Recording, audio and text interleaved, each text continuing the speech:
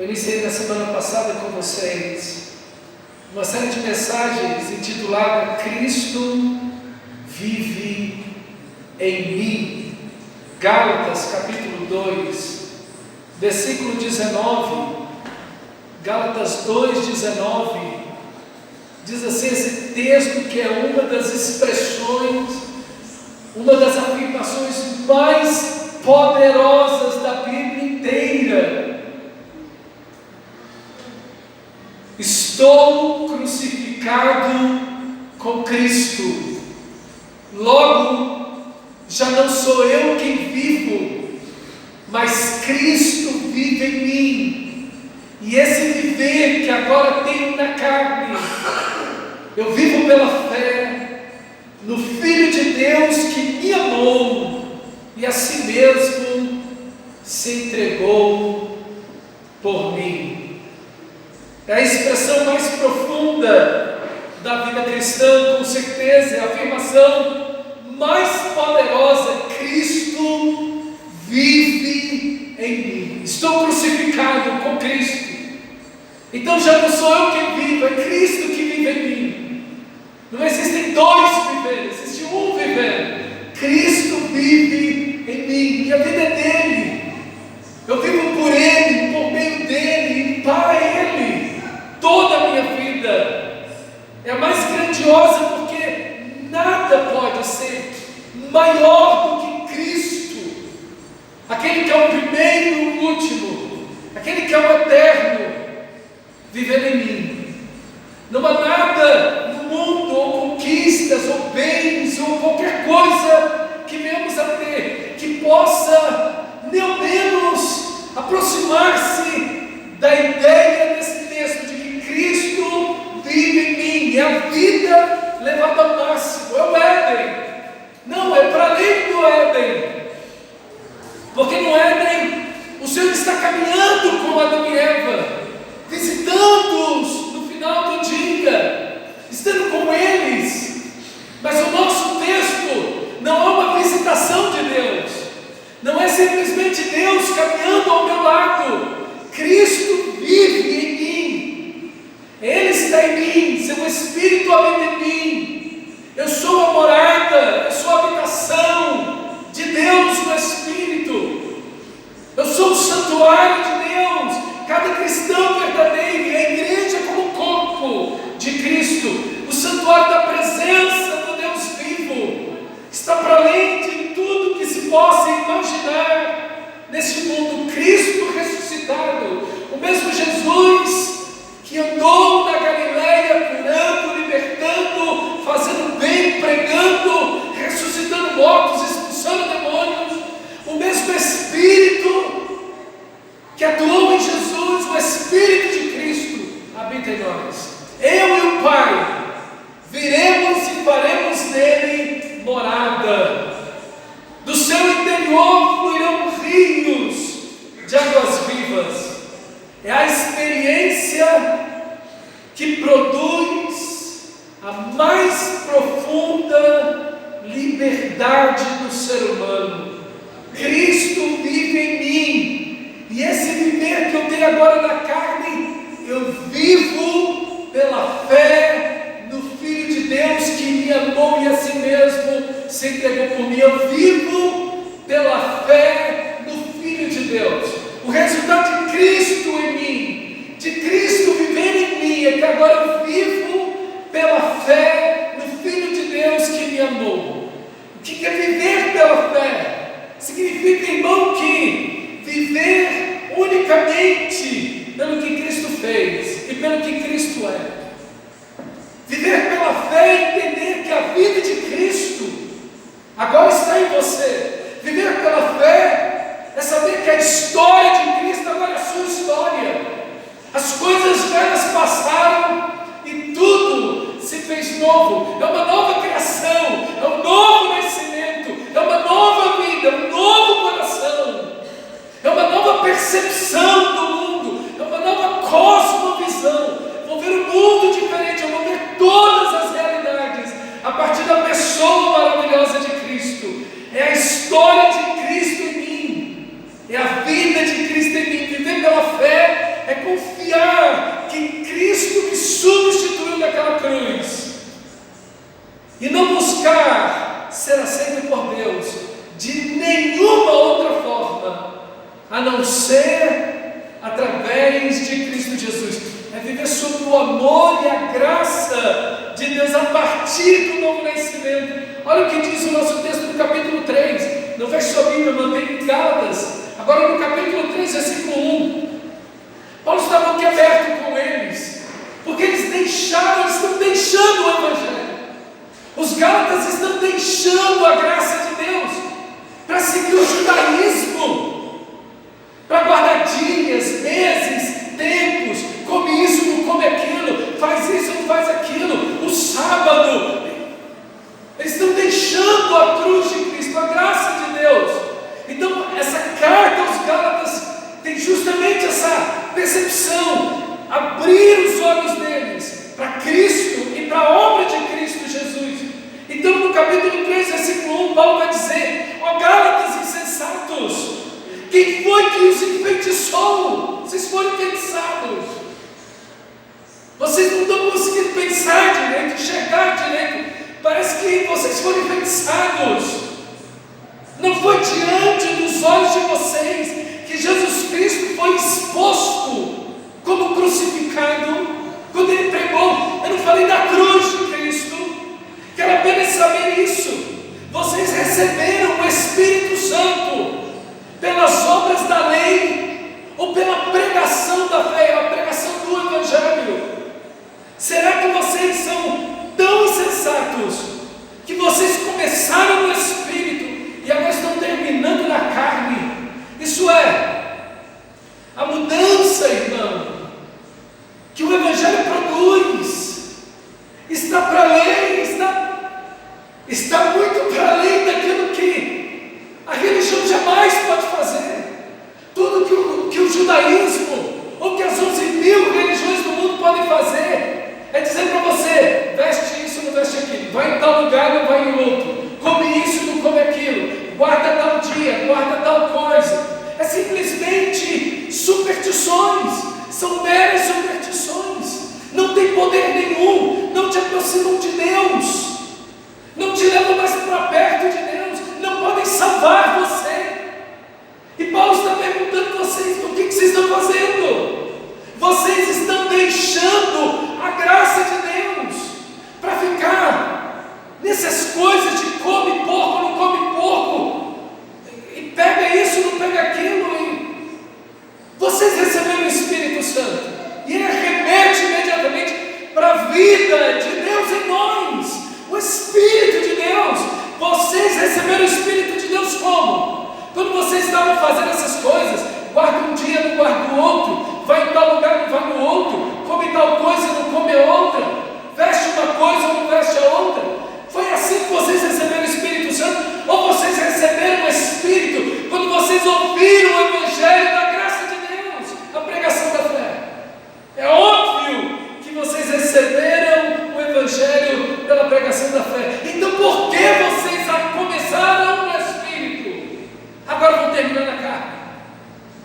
Vocês estão sendo insensatos, porque vocês começaram no Espírito, vocês receberam o Espírito mediante a pregação do Evangelho, e agora vocês estão voltando para trás, como ele vai dizer na carta aos Gálatas, os rudimentos desse mundo. Quais são os rudimentos do mundo? Isso, come isso, não come aquilo, veste isso, não veste aquilo, guarda tal dia, não guarda outro, vai em tal lugar, não vai no outro. Isso são os rudimentos. O que isso te aproxima de Deus? O que isso te faz mais perto de Deus? O que isso te faz mais parecido com Cristo Jesus, o nosso Senhor? Esse é o questionamento de Paulo para eles. Ele está dizendo: vocês começaram bem pelo Espírito e agora estão sendo seduzidos, enfeitiçados. Por quem? Por esses judaizantes que estão vindo pregando, dizendo que vocês só são salvos se vocês guardarem a lei de Moisés. Vocês só são salvos se guardarem o sábado. Vocês só são salvos se circuncidarem. Vocês só são salvos se comerem ou não comerem tal e tal coisa. Não! Vocês não receberam o Espírito de Deus, vocês não foram perdoados, vocês não foram salvos porque fizeram nada disso. Vocês foram salvos porque Deus derramou sobre vocês a graça. É aqui que vocês estão salvos. Olha o capítulo 3, versículo 5. Aquele que lhes concede o Espírito Santo e que opera milagres entre vocês. Será que ele faz isso pelas obras da lei ou pela pregação da fé? É o caso de Abraão, que creu em Deus e isso lhe foi atribuído para a justiça. Saibam, portanto, que os que têm fé são filhos de Abraão. Então é mediante a pregação da fé do Evangelho que o Senhor da glória nos concede o seu Espírito, que Ele opera milagres entre nós, que Ele é um Deus vivo que atua em nossas vidas. E essa experiência maravilhosa de Cristo vive em mim, essa experiência da libertação para Deus. Abraão foi livre, meu irmão. Por isso que Paulo vai usar aqui em Gálatas e em Romanos, a partir do capítulo 4, o personagem histórico Abraão. Porque Abraão foi esse o pai da fé. Foi esse que, recebendo de Deus a graça, foi o primeiro que ouviu o Evangelho. Extraordinário a vida de Abraão. E Abraão, irmão, viveu uma vida de liberdade. Abraão foi livre da idolatria para adorar a Deus. Ele era babilônico, capítulo 12 de Gênesis. Ele era de Ur dos caldeus. Hoje ele seria um iraquiano, naquela região onde teve um terremoto ali, tudo vizinho, Turquia, Síria, Iraque, toda aquela região ali, todo mundo vizinho do outro. Abraão é justamente dali. Centenas de deuses Abraão adorava. Vivia uma vida de religiosidade, tentando buscar nos ídolos, nos deuses, o sentido da vida, provisão financeira e proteção contra as doenças e os inimigos. Era o culto pagão, é isso, né?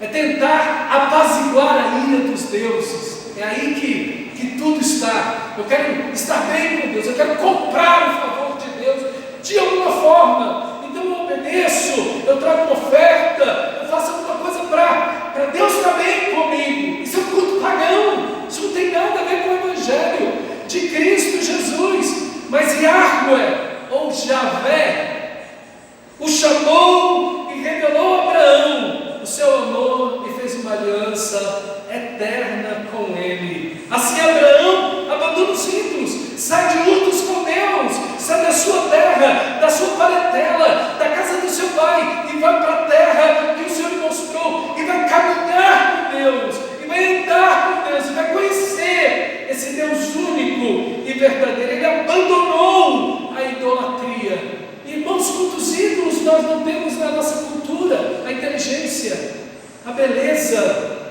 o dinheiro, o entretenimento, os prazeres. Nada disso é ruim em si, nada disso é pecaminoso em si, mas as pessoas fizeram dessas coisas ídolos, vivem por isso, por meio disso e para isso. A vida delas gira em torno do dinheiro, da beleza, da inteligência, dos prazeres. Não, a vida cristã não é isso. E fora os evangélicos, que além disso ainda tem a idolatria evangélica, a oração forte, um lugar sagrado, um ungidão, um super ungido, que a minha oração está ouvindo, né? Esse tipo de ideia absurda, que não tem nada a ver com o Evangelho. E acima de tudo os amuletos, o sal, a rosa, o lugar consagrado e terra santa, algumas coisas assim, completamente absurdas.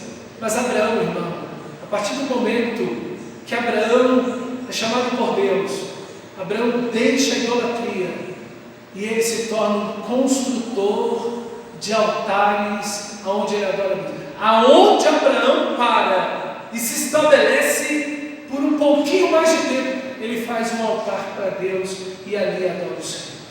Ele para numa cidade ali na campina, ele vai lá e faz um altar e busca o Senhor, invoca o Senhor. Abraão, meu irmão, ele cultivava uma vida de adoração a Deus, ele cultivava uma vida de oração a Deus, ele cultivava uma vida de meditação e contemplação em Deus, de estar com Deus, de investir tempo na presença de Deus, de contemplar a Deus, a grandeza de Deus, de orar ao Senhor, de ser tocado por Deus, de tocar na glória desse Deus maravilhoso. E em cada lugar que ele vai, ele levanta um lugar de adoração ao Senhor. Sabe como é que a gente foge da idolatria? É que em cada área da nossa vida a gente constrói um altar de adoração para Deus. Intencionalmente, em cada área da minha vida é para a glória de Deus. O meu trabalho é para a glória de Deus. O meu dinheiro é para a glória de Deus. O meu tempo em casa é para a glória de Deus. O meu lazer é para a glória de Deus. Eu quero que Deus seja adorado, conhecido, amado, louvado, exaltado. Eu quero tirar tempo para contemplar a Deus e orar ao Senhor em cada um desses momentos. Como as Escrituras dizem, orai sem cessar. Então Abraão buscava o Senhor. Ele sai daqueles rituais vazios e mortos, da idolatria, para a realidade da presença de Deus. Quantas vezes as nossas orações não estão assim? São apenas rituais vazios e mortos, repetitivos. Meus irmãos, fugir da idolatria, Paulo diz aos Coríntios. Ele não está falando para quem não é crente, ele está falando para os crentes. A idolatria não te deixou, a idolatria não te abandonou, está aí no seu coração. Por isso que Paulo diz fugir da idolatria, assim como ele diz fugir da imoralidade. Não é o que deixou você, a partir do momento que você se torna cristão. Não, só tem um jeito, irmão, de você ser livre, é que Cristo vive em mim, é que em cada área da minha vida, Cristo vive em mim. Não é uma coisa de domingo, não é uma coisa de um culto, não é uma coisa de um momento. Cristo vive em mim. Ele não viveu, ele não vai viver, ele vive. É um presente contínuo, é permanente, é o todo dia, é o dia todo, é a vida inteira para a glória de Deus. Isso é a vida cristã. E a vida cristã é andar com Deus, no lugar de mantras e rezas repetitivas.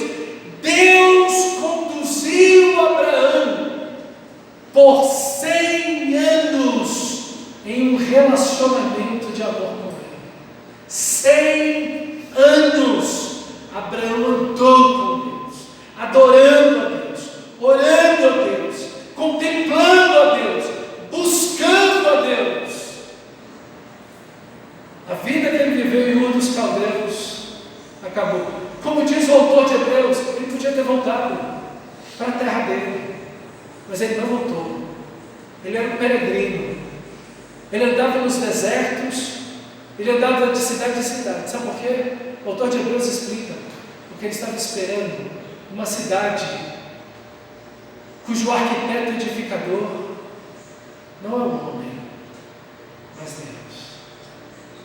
Ele andou pela fé. Logo já não sou eu que vive, Cristo vive em mim. E o viver que eu tenho agora na carne, não é alienação, é agora na carne. Eu vivo pela fé no Filho de Deus que me amou e assim mesmo se entregou por mim. Que maravilhoso, irmão! E o texto sagrado de Tiago 2:23 vai citar Isaías 41:8.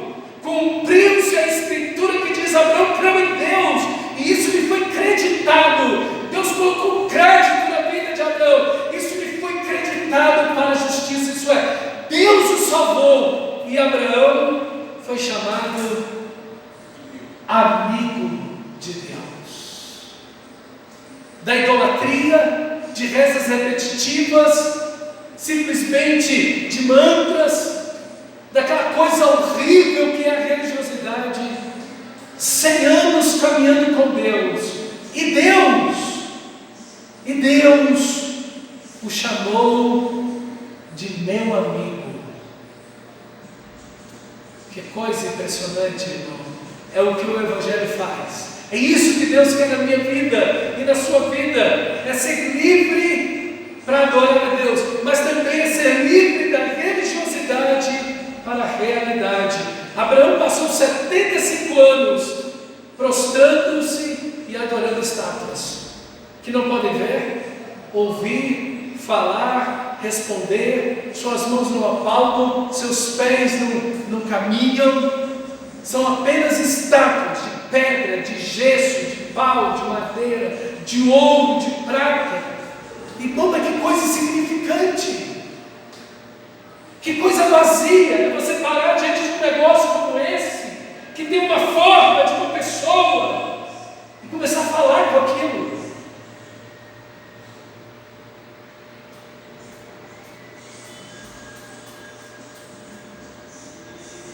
Parar no meio da rua e falar com uma árvore, dizer: me salva, me protege, me defende, abre portas na minha vida. Fala para a árvore. Um pedaço de toco cortado no chão. Do mesmo toco, você acende a lenha, o fogo e cozinha. Com a mesma madeira, de um pedaço dela você faz um boneco e diz: esse é meu Deus, Ele vai me salvar. É isso que Jeremias confronta, é isso que Ezequiel confronta, é isso que Isaías confronta o povo de Deus. Vocês deixaram a fonte da água da vida para cavar cisterna furada que não retém água.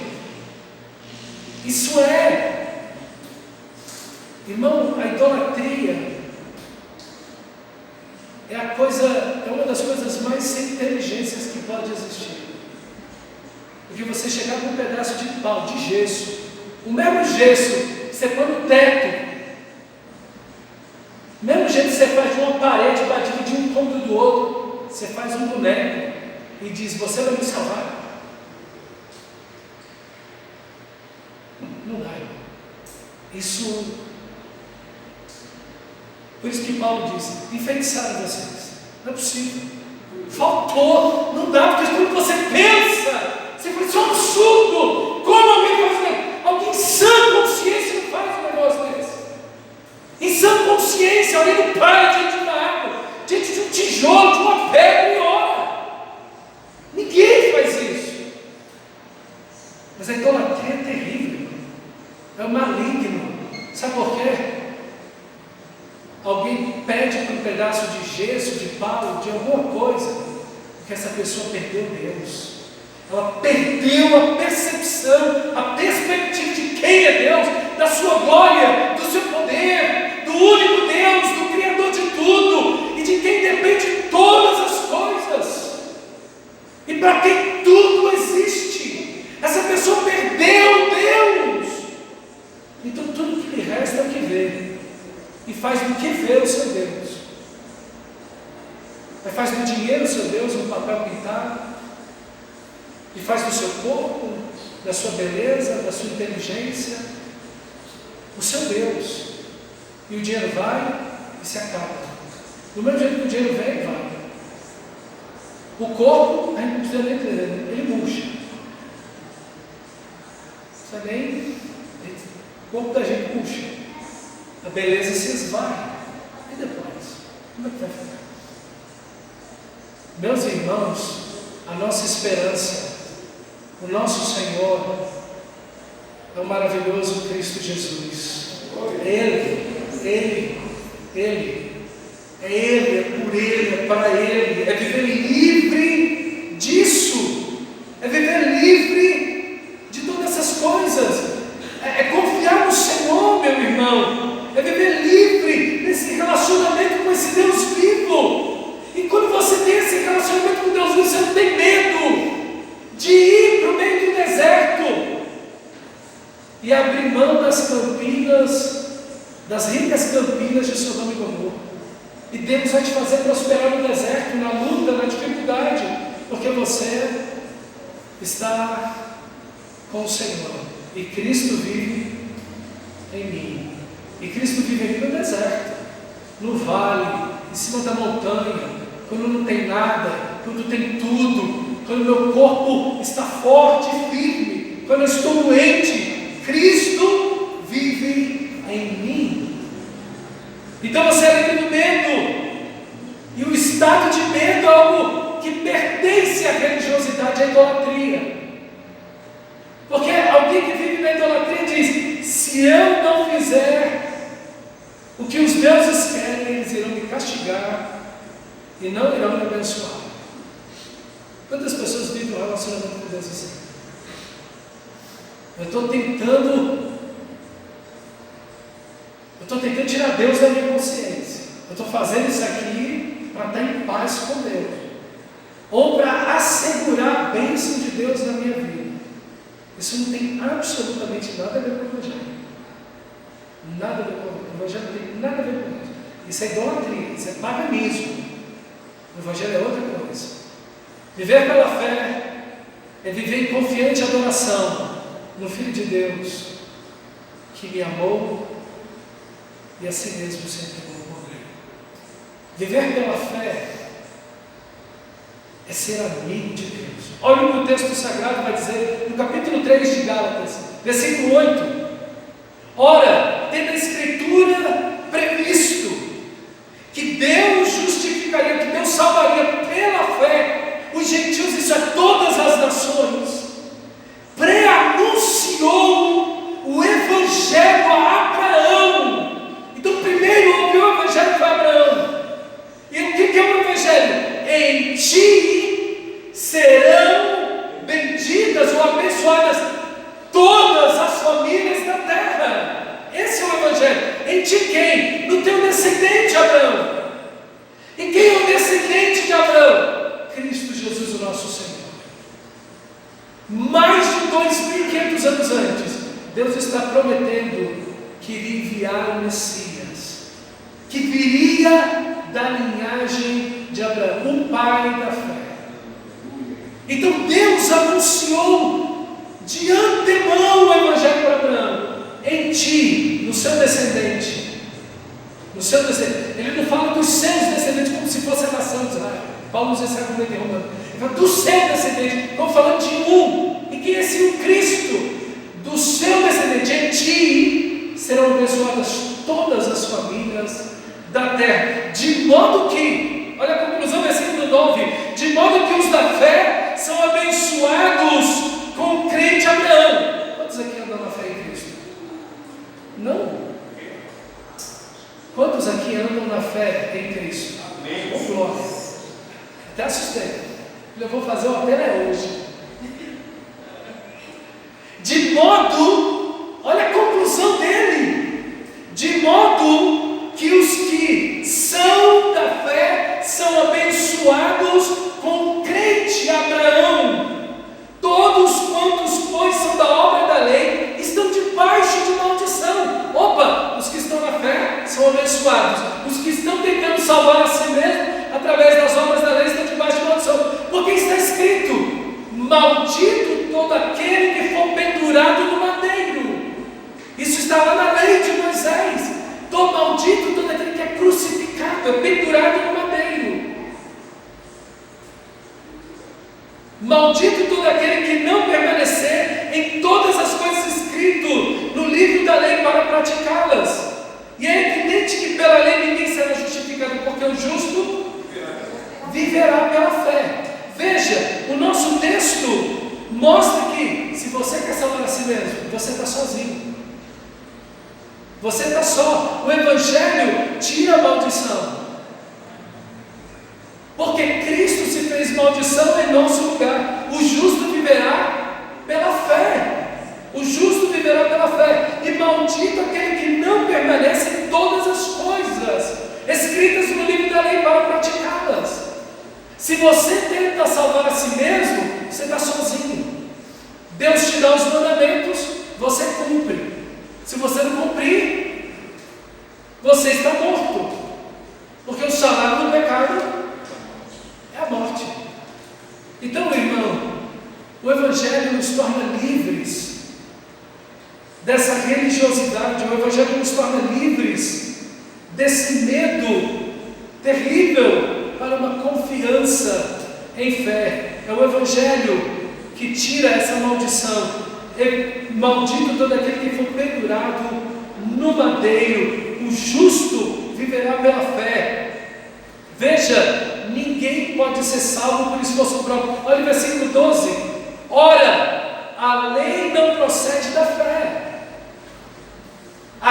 Mas diz, aquele que observa os seus preceitos, por ele viverá. Veja, você está por sua própria conta. Você vive os mandamentos de Deus, sem tropeçar em nenhum, por toda a sua vida, você está salvo. Quem consegue ser salvo? Ninguém. Porque um pecado é igual à morte. O salário do pecado é morte. Pronto. Uma mentira, um pensamento, uma palavra, uma omissão, um gesto, uma intenção, pecou, morte. Quem pode ser salvo? Todos pecaram. Não há nem o justo, nem o sequer. Se você tenta salvar a si mesmo, você simplesmente vai viver uma condenação. Mas se você é pela fé, nenhuma condenação existe para aqueles que estão em Cristo Jesus. Por quê?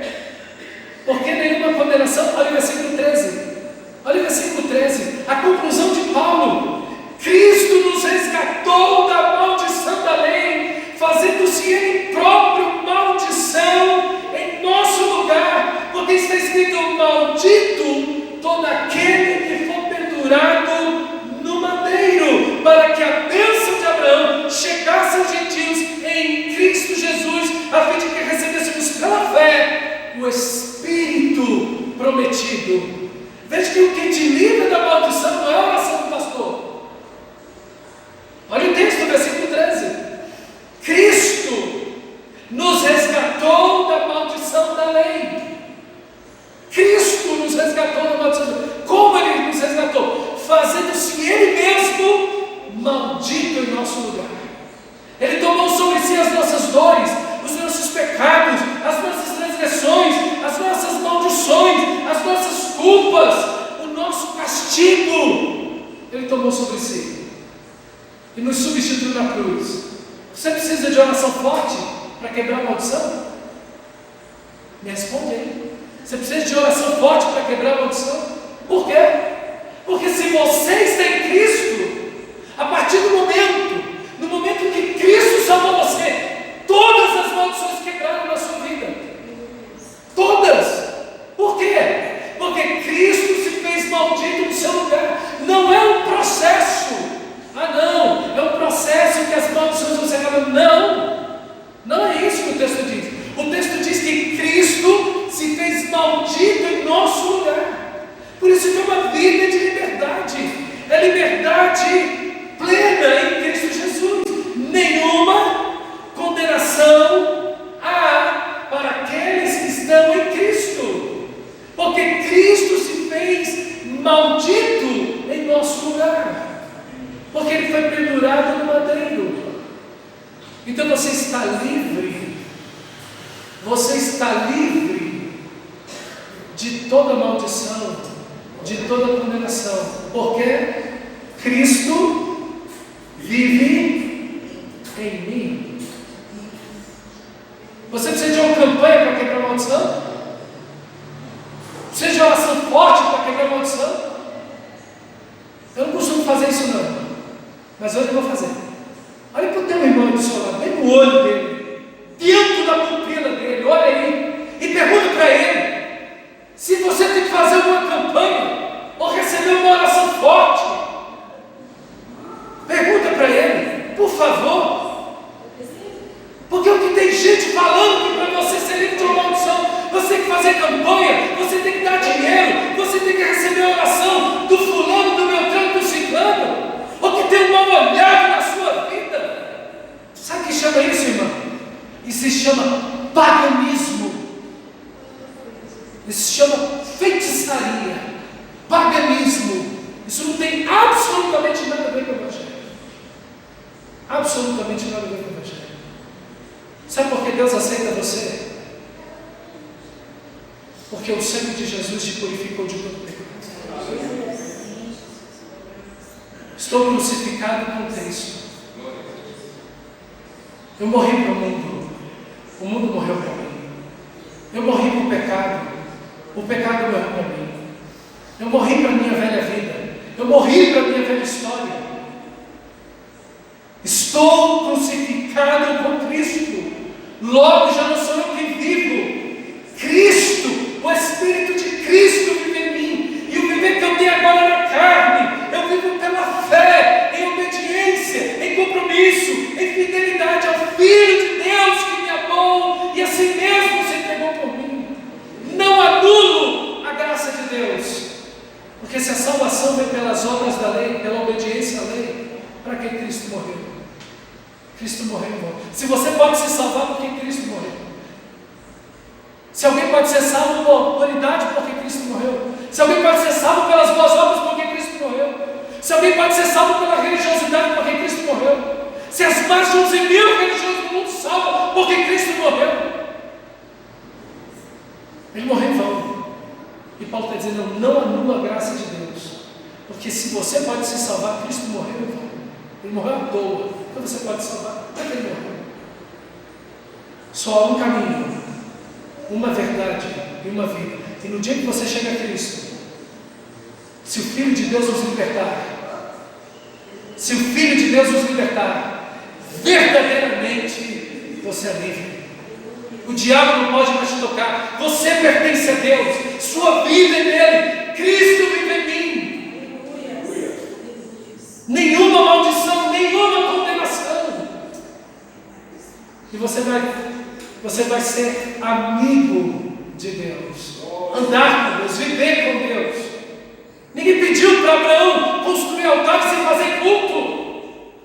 Ninguém pediu para Abraão ir lá em Melquisedeque e entregar o dízimo de tudo. Ninguém pediu para Abraão orar, ou adorar a Deus, ou contemplar o Senhor. Se você é salvo, não precisa de polícia atrás de você. Não precisa de polícia atrás de você. Se você é salvo, essas práticas se tornam naturais. Porque Cristo vive em mim. Como Cristo viveu? Como Cristo pensou, como Cristo andou, como Ele agiu, como Ele reagiu, como Ele amou as pessoas. Cristo vive em você. Se você demonstra a mesma vida de Cristo, Cristo vive em você. Cristo vive em você. É a transformação da vida. Não é simplesmente um chavão, uma frase. Cristo vive em mim. Estou livre, glória a Deus. E aí eu vou me tacar a viver a vida de segunda sala. Não. Não. Cristo vive em mim. Cristo vive em você. Então você vai passar a viver, pensar, falar, agir, ter intenções e prioridades como as de Cristo Jesus. Porque logo já não sou eu que vivo. Não existem dois vivendo. Cristo vive em mim. Eu me rendi completamente a Ele. Como ele começa esse texto? Estou crucificado. Eu primeiro morri. Logo já não sou eu que vivo. Esse texto é muito profundo. Ele é muito intenso, ele é muito profundo, ele é muito alto. Acho que a gente nunca vai chegar no fim desse texto. É extraordinário. E a bênção de Abraão está aqui. O Espírito prometido.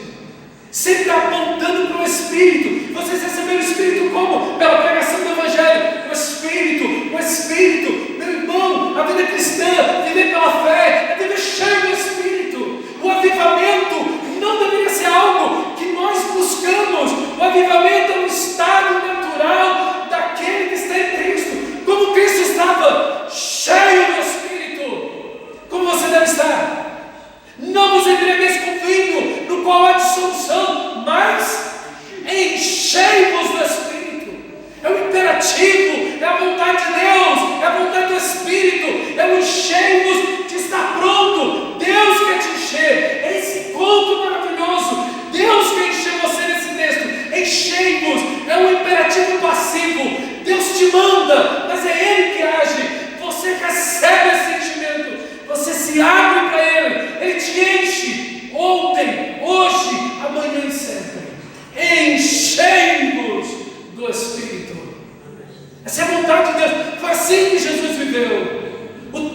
que nos apontam o tempo todo para a pessoa do Espírito Santo. Se nós temos que buscar um avivamento, é porque a gente não está vivendo como Cristo.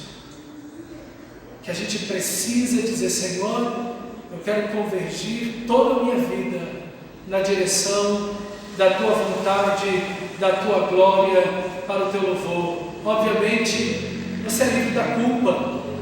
Você é livre da culpa. Olha o que diz Paulo em 2 Coríntios, capítulo 5, versículo 21. Deus tornou pecado por nós a Jesus. Ou Deus tornou Jesus em pecado por nós, aquele que não tinha pecado, para que nele, em Cristo, nos tornássemos justiça de Deus.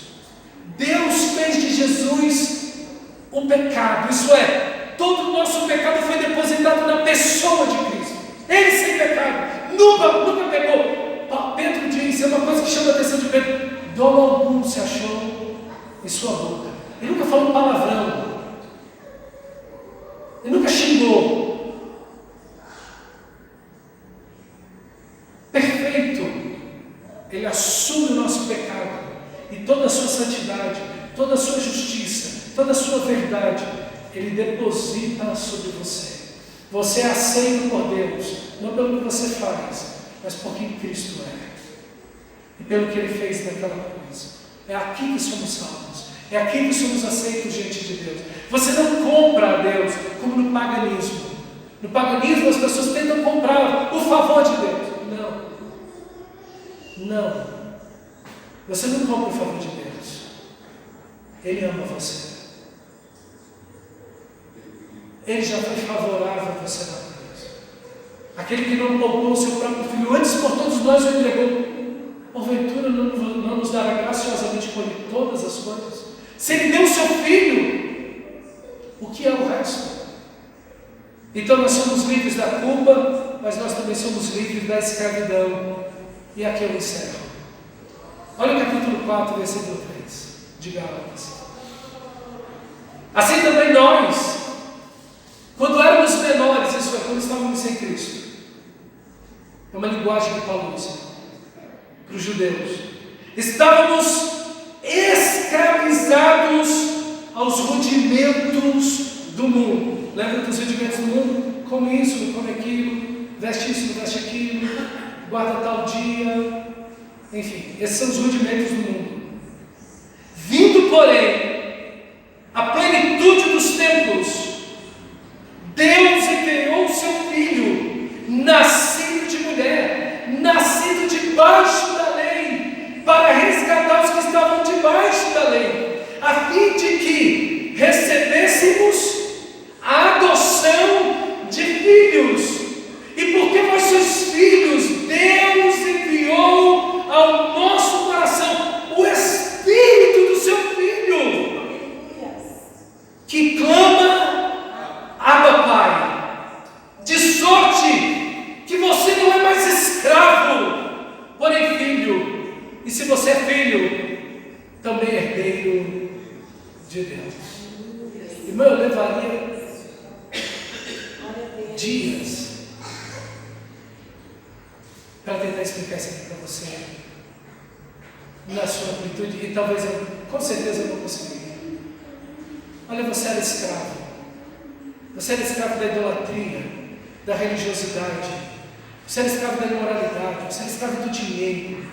Você era escravo da concupiscência. Você era escravo de tudo isso. Cristo Jesus foi naquela cruz. Deus enviou o seu Filho naquela cruz para resgatar você. Ele se faz maldição em nosso lugar, assume o nosso pecado, para que Ele nos adotasse. Veja, nós éramos, diz o texto, escravos, mas agora você é filho. E porque você é filho, tanto quanto Jesus é filho, o Pai pega do Espírito Santo, do Espírito do Filho, e distribui sobre os seus filhos para que eles sejam iguais ao seu Filho Jesus. Você compartilha da vida de Cristo, vive em mim. O Espírito de Cristo vive em mim. Que coisa maravilhosa! Então agora você não é escravo, você é filho. E se você é filho, você é herdeiro de Deus. Deixa eu te dizer uma coisa: um filho não precisa correr atrás da herança. A herança ele tem por direito. Ele não precisa correr atrás da herança. Ele tem por direito. Por isso que aquela expressão, aquela pergunta daquele homem é totalmente equivocada. Se eu que falei para herdar a vida eterna, Deus é teu Pai? Você tem o Espírito de Cristo? Então como Deus pode ser seu Pai? Você não pode ser filho de Deus, você não tem o Espírito de Cristo. Você não passou pelo sangue de Cristo. É a petulância daquilo que eu farei para herdar a vida eterna. Aí Jesus empurra ele para esse texto. Obedece os mandamentos, vai lá, cai dentro, se salva. Faze isso e viverás. Não dá para viver. Eu sei que não vou conseguir. O salário do pecado é morte. O filho, como ele tem por direito a herança, é o Espírito Santo que habita nos filhos de Deus, clama o quê? Olha o texto. Olha o texto. Versículo 6. O que clama? O que grita? Qual é a direção que o Espírito de Deus vai dar? Abba, Pai. A palavra Pai duas vezes. Abba, Pai. A direção do Espírito é essa intimidade com Deus. A direção do Espírito é essa comunhão com Deus. Essa filiação. São os braços do Pai. É repousar e inclinar a sua cabeça no coração do Pai, no peito de Cristo. Veja, o filho ele não tem que estar preocupado com a mesa do Pai. Ele tem que estar preocupado em estar junto do Pai. Abraão, meu amigo. Então por que você, cristão, está procurando a mesa? Mais do que o Pai. Suas orações consistem mais em comunhão, adoração, contemplação, meditação, admiração ou em petição? Eu quero, eu preciso, abre porta, me dá. Irmão, se você é filho, você é herdeiro. O que Deus tem? Tá, o que Deus não tem? O que pertence a Deus? O que Deus tem? Você é quem? Se você é filho, você é herdeiro de Deus. E Paulo vai dizer em Romanos que o herdeiro com Cristo. Herdeiro junto com Cristo. E a Bíblia diz que dele, por meio dele, e para ele são todas as coisas. Você está entendendo por que Jesus está dizendo: não andeis ansiosos pela vossa vida? Paulo vai explicar isso para os coríntios dizendo: tudo é vosso. Seja Paulo, seja Cefas, seja Apolo, seja vida, seja morte, seja o presente, seja o futuro, tudo é vosso. Vocês de Cristo e Cristo de Deus. Quando você está em Cristo, você entende que não precisa estar ansioso, porque tem um Pai que te ama e cuida de você. E o Espírito de Cristo, que habita nos filhos de Deus, nos assiste em nossas fraquezas, sabe do que precisamos antes que lhe peçais, nos sustenta, nos ampara. Então, por favor, cristão, clama a Abba Pai e pare de clamar por dinheiro. Porque o Espírito de Cristo vai te indicar a clamar Abba Pai e não ficar pedindo dinheiro. E eu quero isso, eu quero aquilo, abre tal porta, não sei o quê. Deus já sabe o que você precisa. Não ande ansioso pela vossa vida, quanto que é a vez de comer, vestir e beber. O Pai sabe o que vocês precisam. Buscai em primeiro lugar o reino de Deus e a sua justiça. Ande como um homem livre. Ande como um amigo de Deus nesse mundo, que se fez inimigo de Deus. Que ao olhar para você, o povo diga: ali está um amigo de Deus. Ali está alguém que ama a Deus, que busca a Deus, que vive por Deus, que vive sob o poder de Deus, que vive para a glória de Deus. Ali está alguém diferente de tudo que eu já vi. Ali tem alguém como Cristo Jesus. O seu caráter, suas palavras, a intenção do seu coração, em tudo que é, em tudo que faz, tem uma única direção: Cristo. Cristo Jesus. Que essa seja a aplicação para a sua vida. Clame a Pai. Seja um construtor de altares como Abraão, lembrando que você era escravo do pecado, da idolatria, da imoralidade, de tantas coisas, e hoje você está livre para ser um amigo de Deus, para viver em santidade. Você não está obrigado a pecar. O pecado não terá domínio, controle, senhorio sobre vós. Por quê? Porque vocês não estão debaixo da lei, vocês estão debaixo da graça. Isso é, vocês têm o Espírito Santo. Romanos capítulo 6. Você não está obrigado a pecar. Você está livre, cristão, porque se o Filho vos libertar, você está livre por causa do Espírito de Cristo, que te dá o poder para viver como Jesus. Vamos colocar de pé e orar ao Senhor. Feche seus olhos. Não saia do seu lugar, apenas feche seus olhos e comece a orar. E dizer: meu Deus, eu quero viver essa vida.